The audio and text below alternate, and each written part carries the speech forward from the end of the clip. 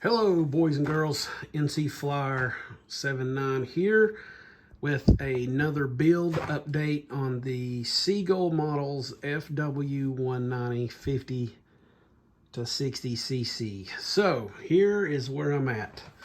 The previous video talked about the wings and hooking up the retracts and everything. That all was super smooth, no problems with that. Now I have officially got the motor and everything hooked up. So a little recap of where we're at here. So on this bird, from the factory, they got this piece of fiberglass right here, which is really awesome for you fuel guys. And then they give you this awesome template. If I can find it, bear with me here.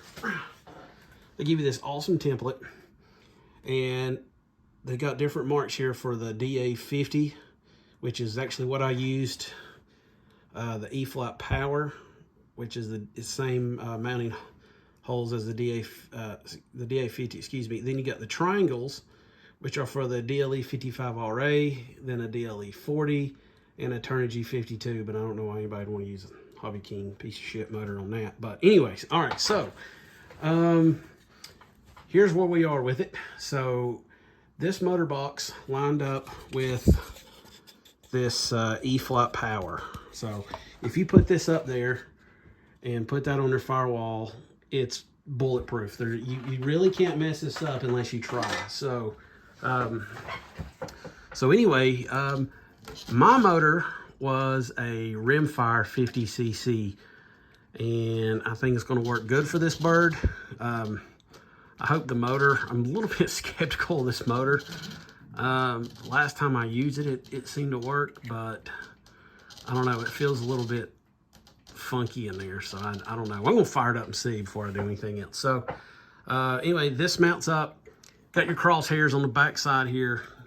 You can't, again, this is pretty common stuff. The manual says to go out 170 millimeters from right here to your prop. Where your prop's going to sit. I did a test fit on all this before. I glued it up and with the cowl and everything, and that seems pretty well exactly where it needs to be. So pretty straightforward. You got these little exhausts right here that you glue into the side. I still don't have the other side on yet, but the only thing I have changed is right here. This location right in here, according to the manuals, where to put the ESC. Well, I know that this plane is going to need nose weight, and so I am trying to get as much forward as I can on it. So I mounted my speed controller under here, and for my speed control, I'm using a Gecko 150 high volt opto, and I don't, on these big birds like this, and even some of my 20cc size electric planes, I don't run onboard Becks off the speed controllers. I don't trust them. I don't care who makes them. I've lost a plane years ago due to a very high-end speed controller. I'm just not going to say who it is, but it starts with a C, and the second letter is, the second part of their name starts with a C, so CC. So I use separate receiver packs for everything. I use these G-Force. I get these from Value Hobby. Good guys. This is a 2S 6.6 volt life battery pack. I'm going to use this, probably mount it up there somewhere. Again, I'm trying to get as much nose weight as I can as far forward. And the fact that I got this little hatch right here makes it pretty cool, so I can literally run things. I got tons of extensions and stuff. I can just run it right back through here and so forth. So that's probably where I'm going to be mounting that. But now that I look at it, I don't think I can, because that's where the hatch goes. So I don't know. I might stick it down here on the bottom. Actually, probably be a little bit better use down there, but I don't know. Anyway, we'll see. I'll figure it out somewhere. If not, I'll stick it inside as far forward. So really, guys, that's about it. Now, something else I did do. This is the cowl. I've got some of my calligraphics and stuff coming for it. So I 3D printed a Focke-Wulf 190 fan. I found the file on Thingiverse printed it off at work, epoxied it in place. Some of my epoxy run out right here. I'm going to go back and take that off, but it's not going anywhere. And as you can see, when you put your cowl on, granted, fellas, this is, bear with me here, this is a very rough fit.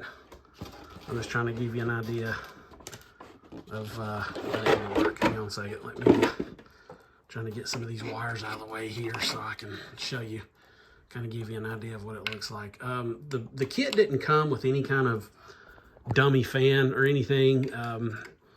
Honestly, you don't really need one. The Focke-Wulf, the motor, even if you go a gasser, is going to take up the whole front of this cowl. But the fan is, to me, is kind of iconic on a Focke-Wulf, and I really wanted it, so that's why I decided to do it. Still gonna allow plenty of cooling and stuff, so bear with me a second, guys. I'm gonna try to get this lined up here best I can so I can show you. I'm hitting something still, but I don't know what I'm hitting. Bear with me here. I'm doing this one-handed. All right, so there we go. All right, so there's the cowl on. Very rough fit. There's actually blind nuts that bolt through the cowl, or excuse me, into the fuse that the cowl bolts on with. I'll show you those in a second. You can see what the dummy fan looks like. So I think it'll look cool in there once I get the epoxy cleaned up, obviously. And I may paint this, go back and paint this like a flat black. I may airbrush it or something. So yeah, that's pretty much it, guys. Pretty straightforward. This is honestly one of the easiest building ARFs I have ever come across. If anybody's on the fence about it, if you don't like the scheme, don't let that scare you off from getting it. It's an awesome bird. I don't think you can go wrong with it. But anyways, that's pretty much it. I mean, it's electrics are pretty easy as far as hookup and stuff goes. I got to connect everything up and power everything up, make sure everything works. See if I need to reverse any wires, and then I will be ready to mount the motor. Oh, the blind nuts for the cowl, right there and right there. So when you get ready to mount your cowl, you just put some tape right here, mark them, then you put your cowl on, and that way you know where to drill. So I did go ahead and coat all of this in epoxy. This is 30-minute epoxy in here. I actually put it on and let it tack this in place, got my measurement. Tack this in place on both sides, and then they give you a bunch of this triangle stock right here to help reinforce it. So I put that on, coated those with epoxy. So once this all sets up and cures, which is pretty much it is now, I waited till it was hard and put the motor back on and test fit everything again. But I'm going to take this motor back off after this video and let this cure overnight. Just wanted to show you guys, and that will be it. So next step will be, I'm going to finish up putting these other exhaust things on the side, and then I will be ready to mount the cowl. Once the cowl is mounted, I'm going to start on the control surfaces at the end. I've got those set up right here. The plane comes with the Robart style hinges. You can see just a little bit dirty. I need to clean this up a little bit, but they got Robart hinges. Those are ready to go. I've got those all in place.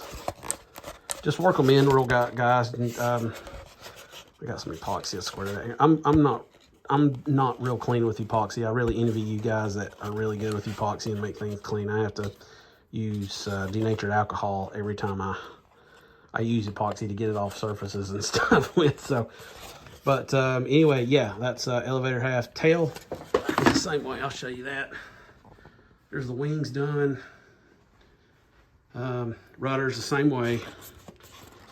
It's got Robart style hinges on it. The tail actually bolt on, but I'm not going to get in any more of that. Here's the wings. Wings are done. Ready. Let me show you guys. You can see wings are all hooked up, ready to roll. Again, guys, this thing is super easy. Callie is actually supposed to be sending my graphics out tomorrow, so I'm thinking here in Western North Carolina from, I think Arizona is where she's at. I think I should have them by like Wednesday next week. So after I go to get the tail hooked up, servos mounting the tail, including the tail wheel and everything, my next step is going to be doing the cockpit. I'm not using that stock pilot that come with him. He's more of a P-51 looking pilot than a Luftwaffe pilot. You could use him. I mean, he's definitely World War II looking, but he's not German. And plane this size, I think, deserves a good pilot. So I scored, I don't know if I showed you guys before, but I scored a full body pilot off of eBay. I got this thing for like 40 bucks. And I've been kind of setting him in here a little bit. I'm going to leave like his hat on there and his little mask to the side. I think a little scale touches like that look cool. And I'm trying to figure out exactly where I need to cut in here. So basically what I'm going to do is I kind of drew a rough square out here with a pencil. I'm going to, it's obviously going to have to be longer than that because he's, you know, and his boots are all the way up against it. This is all going to be gone in here. I'm going to take this out. It's just a sticker. So I'm going to, when I'm ready to do this, and this will be one of the last things I do, I'm going to set him back in here, measure, probably bring it out a little bit more, put in here. I'm going to 3D print a seat, and I'm going to 3D print some side panels and 3D print a console.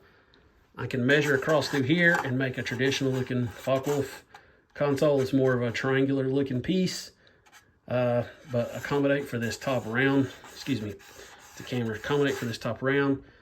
And basically just kind of make a tub, glue some pieces into the side, set him in there so he can look good. There should be plenty of room. I was looking in there where the servos and stuff mount. If he drops, he don't have to be super down. He only needs a, if I can get him to sit about like right there. I don't know if that shows up good for you guys, but I mean, you know, basically if he can sit about right in there somewhere, he's gonna look awesome, I think. So that's if you guys are wondering, that's a 12-inch figure. You can get them from Warbird Pilots. Legend Hobby has them too. Honestly, I got this one off eBay because I just kind of happened to be looking and found him. He was used on display. So anyway, guys, that's it. Oh, the spinner be going on once I get the cowl finished. Pretty straightforward. The prop I'm using, let me go ahead and show you guys too. I picked this up. Got this from Graves RC. This is a Zor.